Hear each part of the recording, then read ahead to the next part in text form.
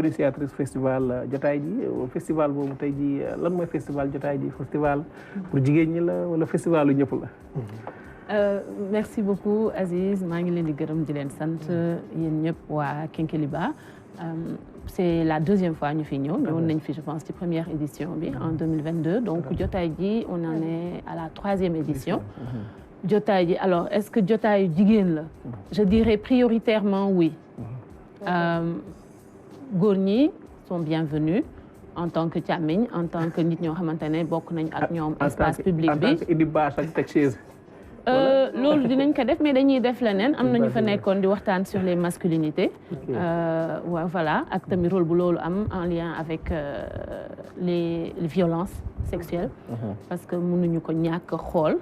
mais waxtaan yooyu suñ koy def day bokk tamit ak yeneen militantes féministes ñoo koy defandoo ak yeneen chercheurs wala ñu nekk ay yeneen acteurs communautaires. mais oui c'est un espace prioritairement féminin. prioritairement féministe. aussi li ñu si jublu mooy bañ a comment dire bañ a def comme bu fekkoonte ne inégalité existé wul. inégalité dafa am nekk dëgg. loolu moo tax ñu continuer di rey jigéen ñi si dëkk bi. loolu et dans le monde aussi ah du réalité sénégalaise kese. mooy féminicide waxtaan nañ si loolu moo tax tamit ñu continuer di gis ay viol. loolu moo tax tamit ñu continuer di gis inégalité salariale. loolu moo tax soo xoolee photo gouvernement. nga gis ci juróomi jigéen foog naa loolu moo tax moo waral lu bari loolu moo tax boo demee ci école yi nga gis xëj na bu ñuy commencer nga gis autant de jigéen que de góor mais boo demee ba ci kanam nga seetiwaat même classe yi di nga gis ne jigéen ñi bàyyi nañ donc inégalité dafa nekk dëgg donc c'est bon loolu moo tax ñuy jël temps di ci waxtaan entre ñun et puis avec ñeneen ñoo xamante ne ni ñi ngi wone seen taxawaay ci domaine bi. ñun mooy ñan.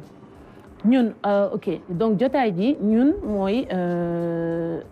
différents groupes féministes yu nekk Sénégal ak seeni alliés bu ñu ne alliés mooy ñi nga xamante ne dañuy def liggéey féministe mais forcément woowewuñu seen bopp noonu nécessairement et puis c'est pas toujours nécessaire tamit nit ki woowee boppam féministe am nañu soxla woowee seen bopp loolu dafa am importance tamit parce que day dindi statu quo am na ñeneen ñu ñuy liggéeyal dañuy liggéey ak bàjjenu gox yi dañuy liggéey ak relais communautaire yi et cetera mais da nga am tamit benn bassin bu baax bu dëgër boo xamante ne ay militantes lañ ñu nekk ci ay associations féministes on travaille aussi ak des associations de droit de défense de droits des femmes yu si mel ni AGS mais après à côté de ça da nga am yeneen chercheurs yi nga xamante ne nekkuñu forcément ci associations yi mais qui font de la recherche féministe encore une fois parce que c'est le parti pris de dire que inégalité dafa am donc bu amee dañ koy adressé. ci biir loolu tamit da ngay am ñi nga xamante ne ay artistes lañ ñi nga xam dañuy def activisme donc vraiment jotaay ji c'est comme on dit hein, une diversité d'actrices en général pour une diversité d'action pour nga xamante ne képp ku dem ci activité bi da nga fay gis sa bopp. week-end bi dañ doon reetaan lu bari parce que xale yi dañ leen defal ay activités plus ñuy def ay activités plus ñuy ñëw. def nañ ba def benn genre kermesse dañ leen di defal activité sur le body shaming am nañ ay activités artistiques on a eu du jardinage mais jardinage bi pour ñëpp la mag wala xale kuy ñibbi yóbbaale sa plante donc voilà. bëri na ay erreur maa ngi ñëwaat mais da nga commencé di wax ne pour tamit suñu càmmañ Adama Adama lan lay non reetaanam mu dafa rey kay dëgg la même pas en fait maa ngi koy nuyu parce que sociologue là aussi donc j'ai fait la sociologie radicale. Et effectivement, c'est thématique du monde, c'est hyper intéressant. Bon, ce qui me gêne un tout petit peu, c'est quand c'est une exclusivité des femmes. Parce que dëgg-dëgg jamono ji tey am na góor ñoo xam ne ñoo gën a yenu sax combat wu jigéen ñi. Et ça, c'est important aussi, il est important de le souligner très souvent. Et que je peux comprendre effectivement que ngeen di daje di waxtaan ci ay affaires yu leen ñor. Mais jàpp leen ne li leen ñor rek ñor na góor ñi. Parce qu'en réalité, c'est la société sénégalaise, c'est une question sociétale qui est adressée évidemment à tout le monde, et particulièrement les femmes, parce que ñoom ñoo koy dund. Donc je me comprends parfaitement. loolu rek laa si doon sourire pour ne bon nañ ci xajal tuuti. Par exemple, moi sur cette question, je suis très impliqué. J'ai un collègue qui enseigne même dans les écoles. le body shaming par exemple parce qu'aujourd'hui c'est un problème très sérieux xale yu bare dañuy ragal seen melokaan dañ leen di stigmatiser si seen kii fii lay photo mu may def nii tu vois duma tooñaat gisul ki bind fii nii bind kii nee na Mariam bu amoon voile ci lay gën a rafet loolu mi ngi nii donc voilà c'est pour dire que c'est des questions qui interpellent tout le monde et que voilà xajal lañu si tuuti dégg yaa ngi wax sànq féminicide wax viol wax tamit yeneen yoo xamante ne ñu ngi koy dund ci société bi lan moo dal la société sénégalaise ba yii ngay wax ni mu fës wala médias yi ñoo bëri moo tax ñu ciy jot wala dafa am leneen loo xam ñu ngi koy dund ci suñu société mooy tax yu mel nii di ci fës man c'est sûr que comme sociologue du ma mën a ne dañoo am yu bees tàq yu ñu gisul woon et cetera je pense qu'il y a plusieurs choses qui se passent une des choses c'est que effectivement nit ñi ngi relayer kii li ñuy wax dévoilement bi mooy le fait de dire dañ ma agressé dañ ma violé et cetera ñu ngi koy relayer mais au-delà de relayer bi je pense que les groupes féministes dañuy def liggéey bu am solo bi nga xamante ne ni dafa tax ñu bëri sañ nañ léegi wax ne man de lii dal na ma man de def nañ ma lii parce que il y a beaucoup de travail qui s'est fait autour de comment dire du fait que la honte doit changer de camp donc maanaam gàcce gi du gàcce yi ki ñu siif gàcce yi ki siif la war a doon donc loolu moo indi tamit espace bi nit ñi mën a waxtaan un peu plus beneen bi tax mooy tamit y a beaucoup de groupes yoo xamante ne dañuy liggéey ak survivantes yi te seen liggéey lu muy def mooy accueillir leen mooy déglu leen mooy dalal leen ut fu ñu leen yóbbu bu ñu ko soxlaa donc le fait de penser de gis ne yow tamit am nga foo ko waxee li la dal soo fa waxee am nga fa nga xam ne mën nañ la accompagner nga jublu fa bu dee da ngay porter plainte du ñu la juger loolu daf ci am solo nee na la confidence non à la douleur voilà exactement et en fait loolu yëpp dafay contribuer au fait que les gens puissent en parler mais on doit aussi dire qu'il y a un travail de profondeur qui s'est fait sur léegi nag yaa ngi doon def jéego yu am solo ci wolof bi jékki-jékki rek baal ma dama dégg wolof nag mais dama saaraan xam nga liggéey ni nit ñi dañuy liggéey xam nga lu neex Sénégal mooy que yow looy def am na sa morom bu koy def et puis peu importe nu muy woowee boppam du noonu léegi dafa am ñoo xamante ne ñi ngi def liggéey boo xamante ne li ñuy woowee sensibilisation aussi ci communauté yi pour fàttali ne lii de siif la lii de bu amee xëñ na xool leen kër gi bu dee dafa am kenn ku ne moom dañ ko def attouchement mooy maanaam li ñu naan dafa am kuy nekk ci kër gi di làmbatu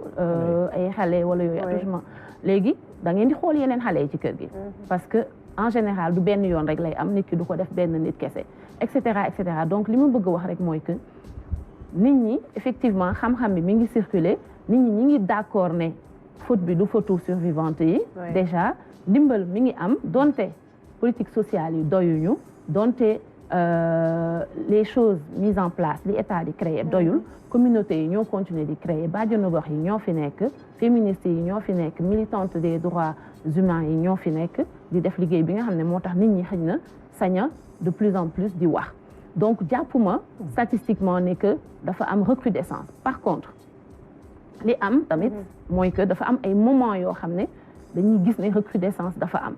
Covid par exemple ci la bokkoon y a beaucoup de situations yoo xam ne mën nañ ko xool ne vulnérabilisation bu amee violence day daal di yokku wante nag benn violence rek bu ñu xëyoon déclaré ko benn féminicide rek bu ñu xëyoon déclaré ko dañuy ne c'est un féminicide de trop du noonu donc en fait man qualitativiste là je suis plus on ne focus même pas sur les chiffres sont importants parce que dañuy permettre tamit ñu adresser problème bi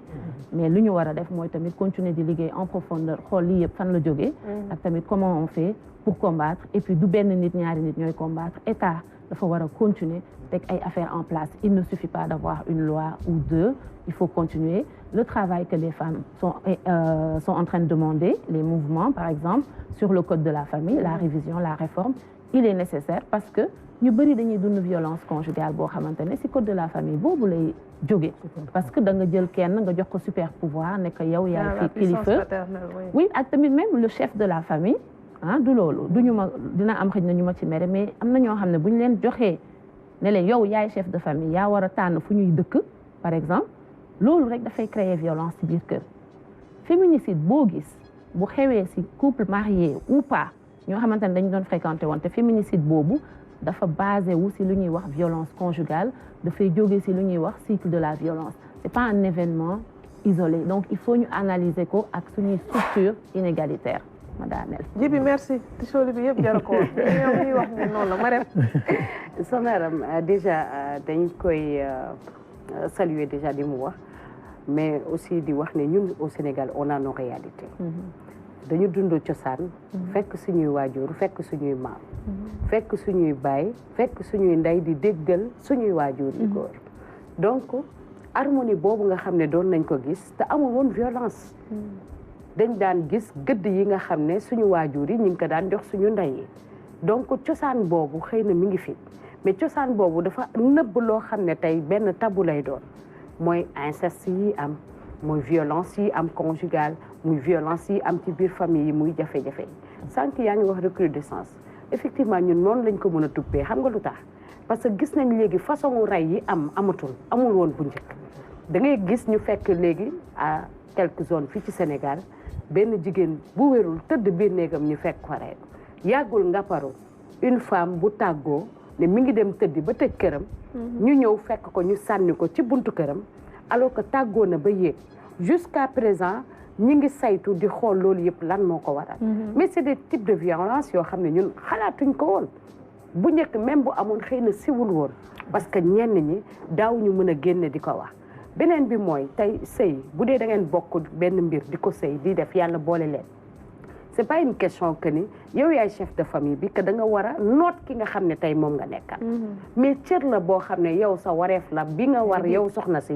jëmale ko ci ki nga xam ne moom la ñu tuddee way denc bi mu denc la mais cër boobu cela ne veut pas dire que da nga koy dóor da nga koy saaga da nga koy xas wala da nga koy jël parce que yenente bi gis nañ ni mu téye soxnaam donc loolu yëpp c'est des choses yoo xam ne war nañ ko revoir góor yi bàyyi ci xel mais société bi aussi ñaan di dénoncer parce que li ngay dénoncer mën na am kenn ki koy dund ci wetam te ñemewu ko woon donc boo ko waxee dina permettre kooku mu am fit ñeme ko ba mën ci ut ay solution léegi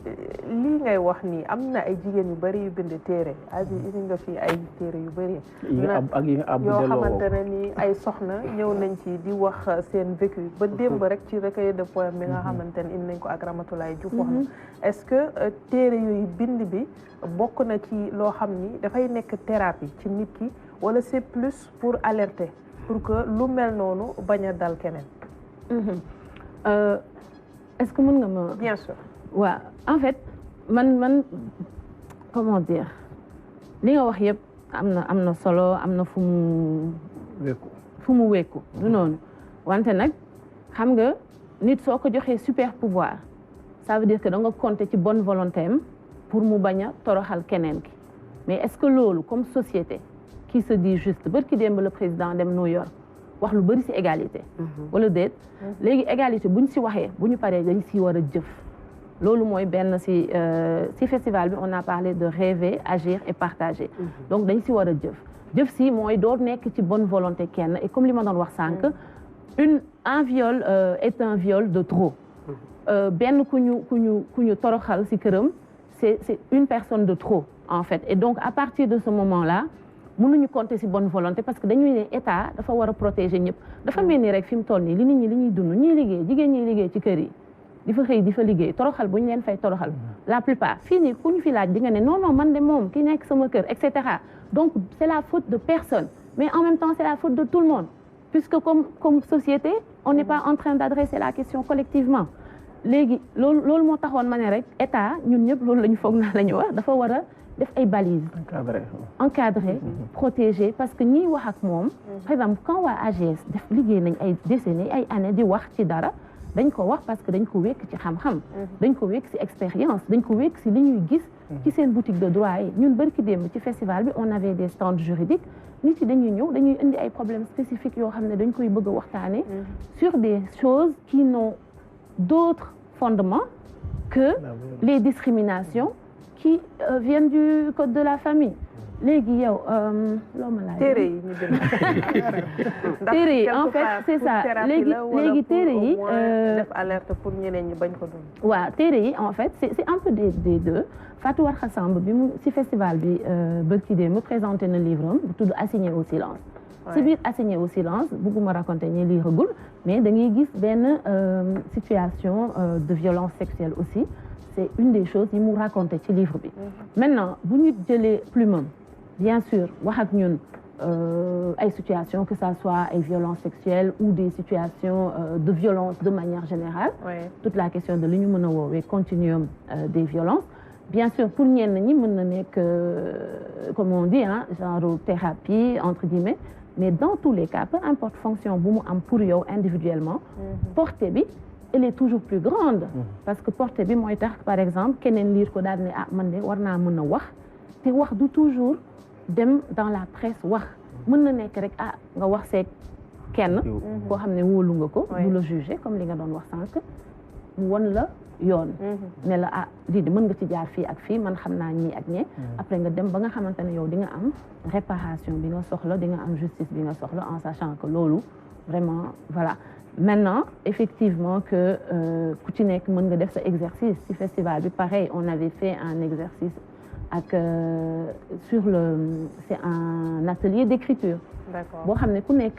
da ngay raconter lu la neex et cetera des fois sa vécu la bu baax dañ koy boole ki doon animé moom mooy def salon du livre bi Amina Seck am naa dina fi ñëw salon du livre féminin et da ngeen di dugal seeni histoire ci biir panier ñu téye histoire yi lire ko waxtaan si te kenn du ne duñu ne diw moo ko bind wala diw moo ko bind xam nga loolu c'est thérapeutique effectivement donc bien sûr que li ngay wax rêver agir partager moo doon thème bi lan moo tax tànneef boobu mooy que dañu bëggoon waxtaan si suñuy mébét donc ak tamit li ñuy def chaque jour parce que loolu lépp looy mënti def même festival bi boo ko bëggee da nga koy mébét da nga koy xalaat da nga koy rêver mu am benn léeg-léeg nga tiit nga ne man lii maa su ma ko defee dina sotti mais léeg-léeg tamit am ñu la yokk fit du noonu yeneen camarades féministes yi ak suñuy alliés bien entendu et puis partager bi mooy vraiment la question de naka la ñuy demee ci suñuy espace sottante xalaat parce que espace bi soo fa demee forcément di nga taseeg ñëpp bu ma demee ma taseeg waa Ziguinchor taseeg waa Matam taseeg waa Wakaam ak waa Sicap ñëpp forcément di nga am lu fa jéena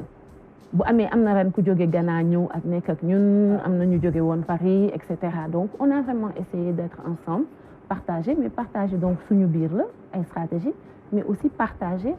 en dehors parce que ñu bëri ñu ñëw ci festival bi ñii dañuy bind ñii dañuy comme je disais ay artistes lañ ñeneen ñi dañuy liggéey beaucoup dans la communauté donc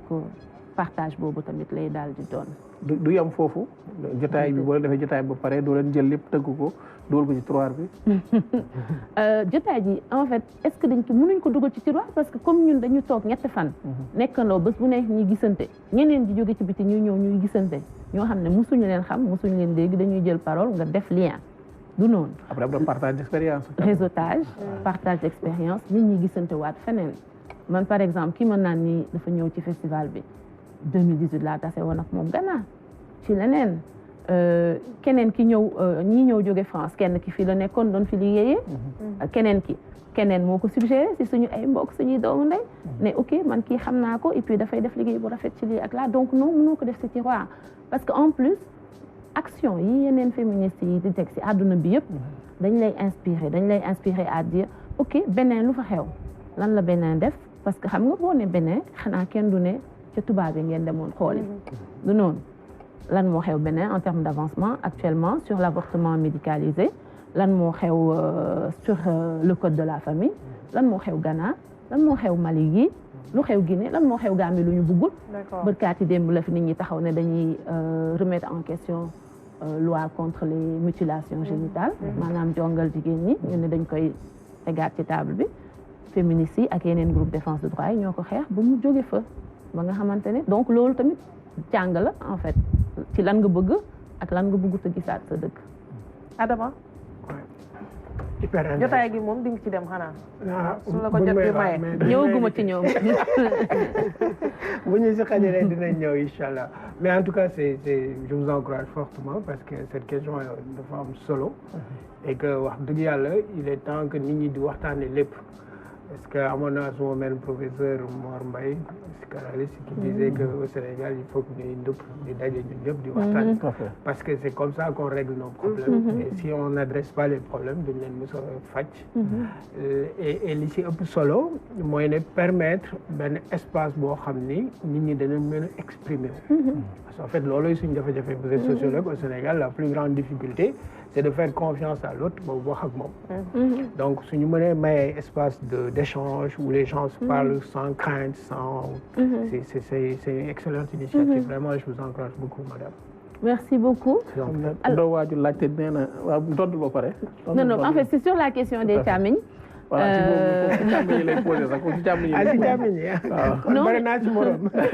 Non mais parce que en fait xam nga sank yaa ngi naan ok bu ñu ci xajalé mais kenn ñàkku leen ci xajal donc l'espace est ouvert et je pense tamit que comme on disait sank égalité responsabilité collective la donc tamit rien n'empêche que góor ñi tamit di organiser à leur niveau seeni affaire di wootante di naan kaay leen ngeen déglu ñun lii daf ñu ñor et puis lan ngeen mën a def su boobaa ngeen ne lan lañ mën a def amoon nañ benn activité c'est sur les pratiques d'alliance loolu la tamit naka ngeen mënee nekk ay alliés pour la lutte contre l'égalité contre les inégalités nekk ay alliés c'est pas seulement ñëw ci conférence bi c'est aussi daal di ne ah man de lii maa ko doon def te dama koo bàyyi et puis tey fii am naa possibilité fësal fi kii dinaa ko fësal et puis lutte bi dama ko war a visibiliser dinaa ko visibiliser donc loolu la góor ñi dañuy ñëw toog ñooy ñëw ñeent juróom bu ñu ñëwee toog benn yoon ñaar bu ñu génnee yónnee la photo ne la ñëwoon naa maanaam ñun dañoo am ay càmmiñ mais amul lu benn njëriñ ci espace boobu wante nag c'est ça donc mais yooyu dañ ko war a continuer dañuy xuloo dañuy xeex mais dañ leen war a continuer jël seen ay responsabilités sur cette lutte là donc amul ay góor yi ñoo tam di expliquer ni yéen nekk ci ay jafe-jafe ak yooyu ah ñoom ñu wax seen si problème wax si ko foofu waaw ñoo ni dañ waaw mu comme violence yi am ci jigéen ñoom tam day dal seen kaw war nañ mën a ñëw espace bi ubbeeku na noonu vraiment waroon nañu mën a ñëw gisaguma ko fa wax dëgg yàlla am na ñuy ñëw cette année-ci am na comme je disais ñu bokk ci activité ak ñuy ñëw photo dem bokk ak ñi photo yónnee la photo ne la gis naa daal di dem xam nga loolu ñaata njëriñ weesu ko mais su weesoo loolu yëpp am na si ñoo xamante ne dañuy supporter vraiment c'est des alliés comme ni ñuy wax dañuy supporter que ñu nekk fa wala ñu ñàkk fa nekk bu ñu sañoon di leen gis yéen ñëpp ngeen di ñëw parce que espace bi ñun am nañ prévoir nañ ce qu'on appelle des espaces non mixtes yoo xamante ne ni góor demu fa peu importe pour photo wala pour traduire wala yooyu amul góor ay jigéen kese la donc ñun suñu bëggee nekk suñu biir dinañ dem ci suñu espace yooyu léegi les espaces plus grands ça c'est les espaces partagés xam ne ñoo ko bokk ak ñëpp donc dee leen ci di ñëw bu ngeen ñëwul ñun ñu ngi fa dinañ def suñu liggéey bu ñu war a def merci beaucoup di gërëm ko bu baax Leyti Faye di sociologue nekk organisatrice communautaire di nekk tamit co-initiatrice festival Jotaay xibaar yi mu ngi jege si ñu dem ci clip bi nga xamante ne moom la ñu Babacar tànnal dellusiwaat